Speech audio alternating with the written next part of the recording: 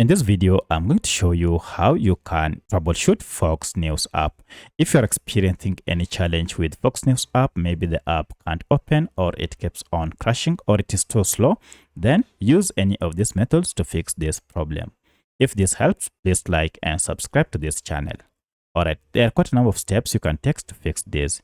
In the first method, just go ahead and long press on your Fox News app and tap on app info, or if you can see app info, you should see a settings gear or even the name of the app. Tap on it to access Fox News app info page.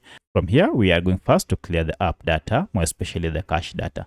So if I tap on storage, you can see a breakdown of data stored by this app. Of importance is these cache files, and accumulation of cache files might result into your app malfunctioning or misbehaving.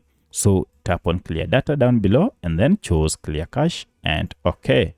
At this point, restart your smartphone and then open your app, and now it should be working without any issue.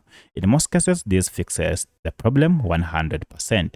But should you still experience any challenge, then you need to go ahead and clear the whole app data by tapping again on clear data and then choose clear all data here, like this, and then OK. However, if this does not solve your problem, then you need to go ahead and find any update for this app from Google Play Store or App Store.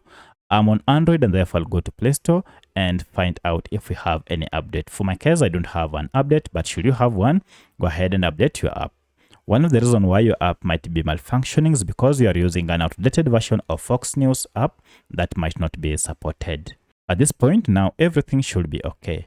But should you still have issues such as the app crashing each and every time you try to open, then you'll need to uninstall the app all at once and then install it afresh. By doing so, you'll be able to clear bugs that might be associated with this app. So by using any of these methods, now you should have your app running without any issue. If you have any other question, kindly let me know in the comment section. Otherwise, thanks for watching, and let's meet in the next video.